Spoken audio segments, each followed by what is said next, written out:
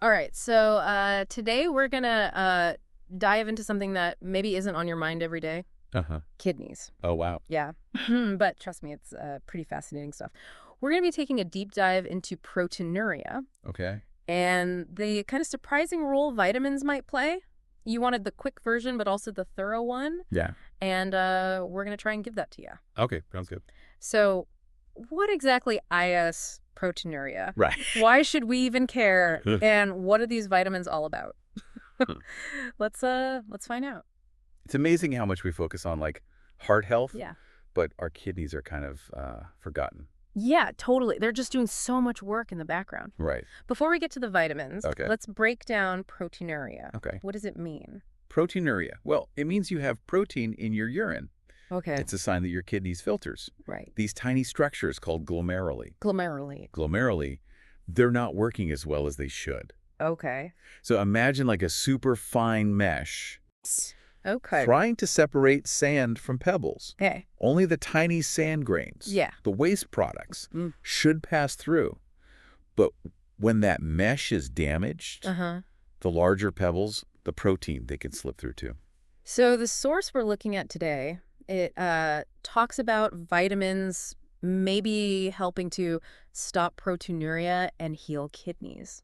Okay, That sounds amazing. it does. Is it too good to be true? Well, there's definitely a link between kidney health and certain vitamins. Okay. People with kidney damage, they often have lower levels of these nutrients.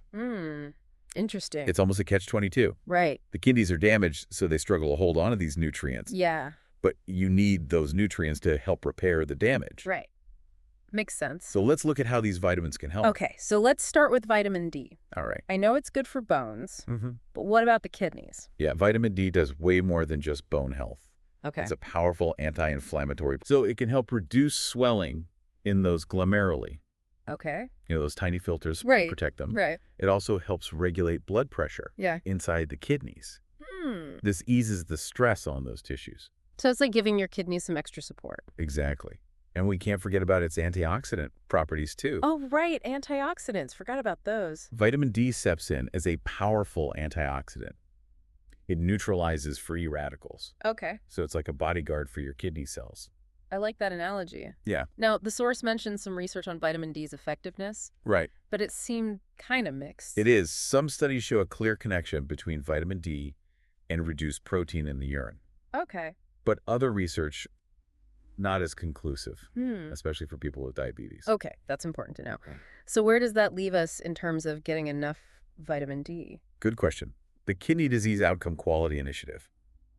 They actually recommend adequate vitamin D for anyone with any stage of kidney damage. Oh, wow. Okay. Yeah, adults over 19 should aim for 600 international units, Okay. or 15 micrograms daily. Got it. If you're over 70, you need a bit more. Okay. Now, you can get vitamin D from fatty fish, Okay. fortified foods, Mm-hmm. and, of course, safe sun exposure. Yeah. Got to be careful with that, though. Exactly. Moderation is key. Okay, sunshine salmon. Got it. What about vitamin E? Ah, vitamin E. Yeah, it's an antioxidant too, right? It is. But is there anything special about it for kidney health? Vitamin E is interesting because of its potential role in cell repair, Oh, okay. specifically this process called autophagy. Autophagy. What's that?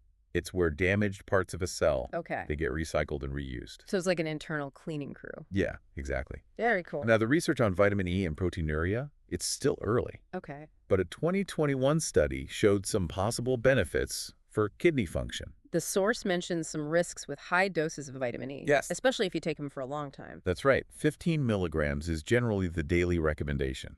Okay. But higher doses might be considered for people with kidney problems, Okay. but only under a doctor's supervision, of course. Of course. Yet be careful about possible effects on blood clotting. Okay. And there are even some links to certain cancers with those high doses long term. Right. So moderation is key again? Exactly. And personalized advice. Right. So where can we get vitamin E from? Lots of foods, actually. Oh. Nuts and seeds, Okay. vegetable oils, Mm-hmm. leafy greens, Okay. avocados, even mangoes. Oh, cool. Yeah. So on to our last vitamin, vitamin B9, or as it's sometimes called, folate. Folate. This one seems important for people with severe kidney disease. Yes. Or folks on dialysis. What's the connection there? Vitamin B9. Well, it's got a whole bunch of benefits for kidney health. Okay. Like vitamins D and E. Yeah. It's also an anti-inflammatory and an antioxidant. Interesting. But it has some unique abilities, too. Like what? Well, for one, it helps to lower phosphorus levels in the blood, Okay. which can be a problem when they're too high. And the source mentions something about B9 and blood clots. Right.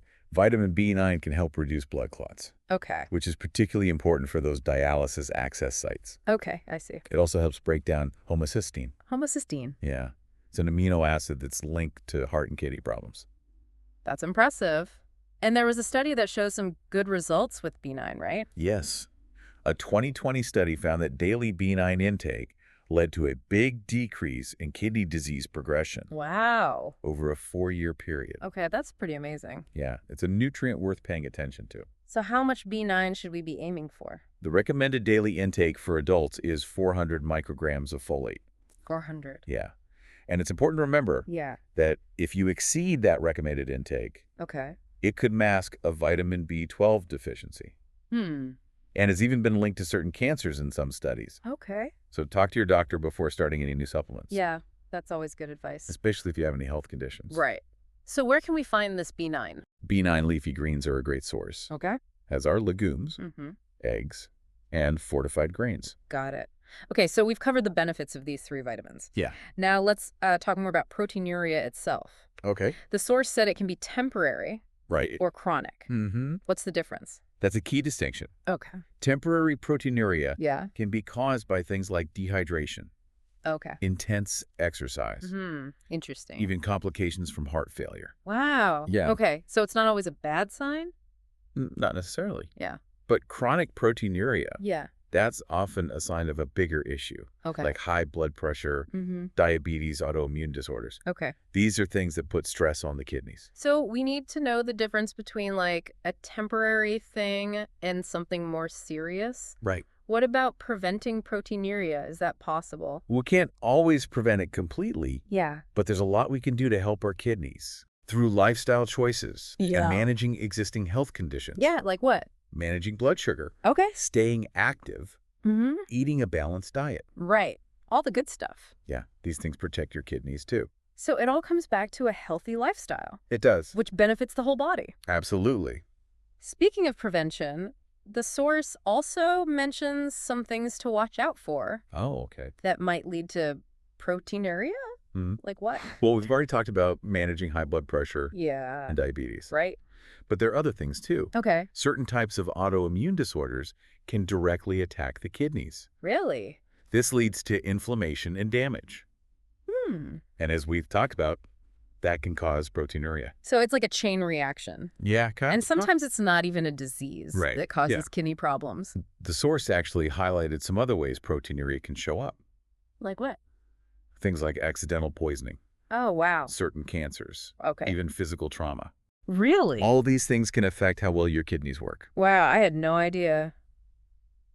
So many things can impact our kidneys. It's true. It just shows how complex kidney health is Yeah. and how connected it is to our overall health. This has been so helpful. I think we've learned that proteinuria can be an early warning sign of kidney problems. Right. And understanding what causes it, Yeah. what it means, is so important for making Okay. good decisions about our health. It is. We've also learned that lifestyle choices can Yeah. really impact our kidneys. For sure. And managing health conditions Right. is crucial. Very important. Plus, those 3 vitamins we talked about, D, E, and B9, Yeah. they might help too, They might. though more research is always needed. Always more research. So true. But even if kidney disease does progress, Yeah.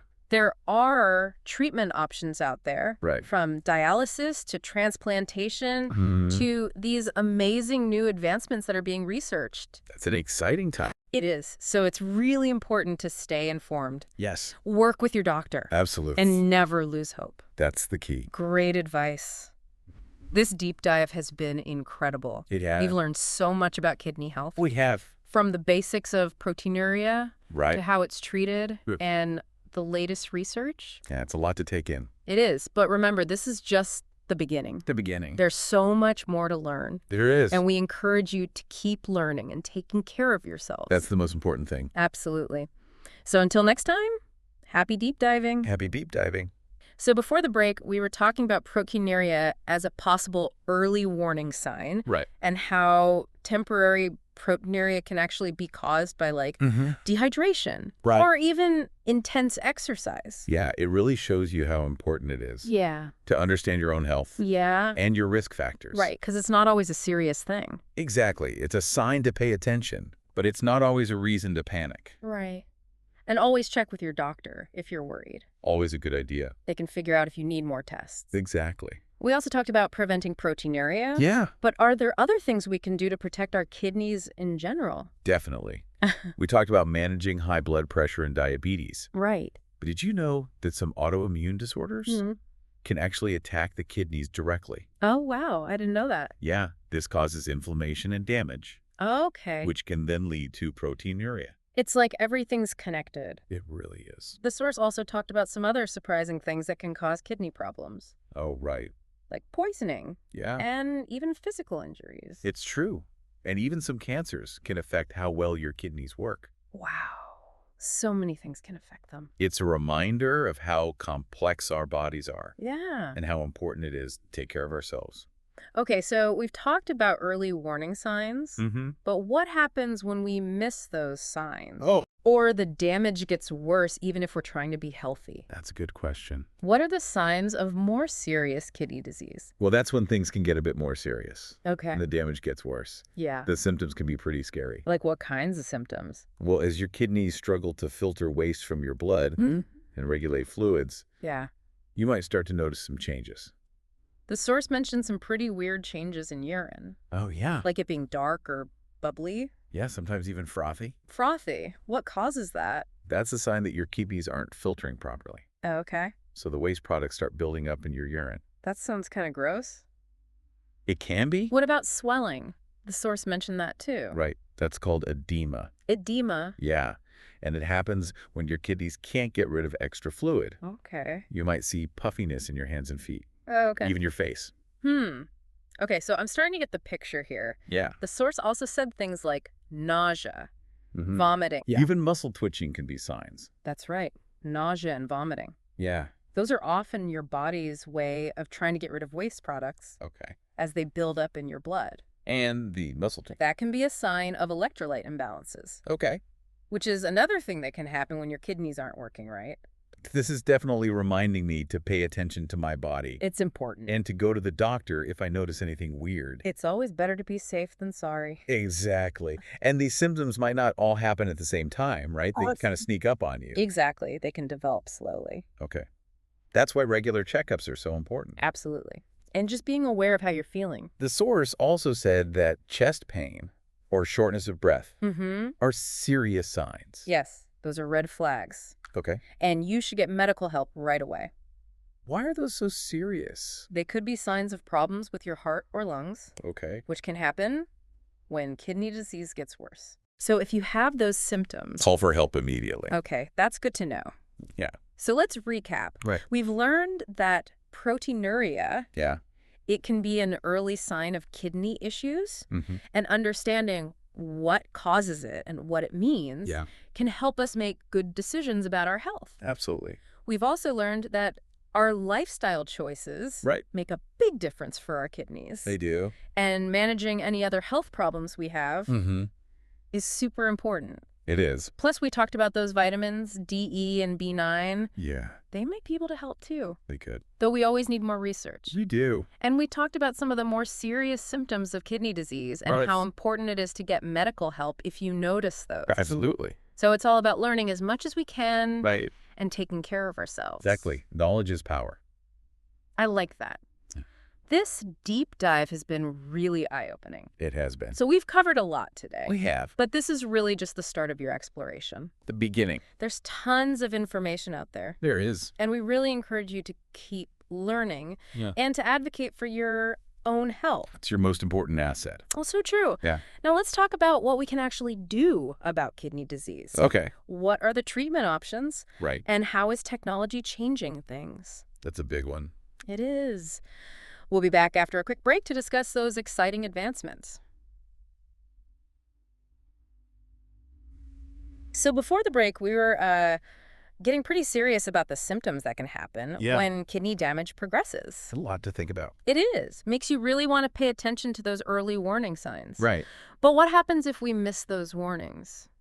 Or the damage gets worse, even if we're doing everything right? That's when we start talking about treatment options. Okay. And thankfully, there's been a lot of progress in that area. The source mentions something called renal replacement therapy. Right. What's that? Basically, it's a way to take over the kidney's job Okay. when they can't function properly anymore. I see. So like an artificial kidney. Yeah, in a way. The most well-known example, I guess, is dialysis. Exactly. Dialysis is often a lifesaver, Yeah. but it does come with some lifestyle changes. Okay. Now, a kidney transplant, Yeah. that's a more permanent solution Right. if it's an option for you. Yeah. I imagine finding a donor kidney isn't easy. It's a big challenge. The demand for kidneys is way higher than the supply. Wow. There are lots of people waiting for transplants. So it sounds like research into better treatments Mhm. is really important. It is. We need to Yeah. improve dialysis, Yeah. explore other options. Well, the source mentioned some pretty cool stuff, Yeah. like bioartificial kidneys Yeah. and stem cell therapy. Those are some really promising areas of Wow. research. Bioartificial kidneys. What are those? They're basically engineered organs Okay. that are designed to act like real kidneys. Wow. So it's like a mix of biology and technology. Exactly. They're still being developed, Yeah.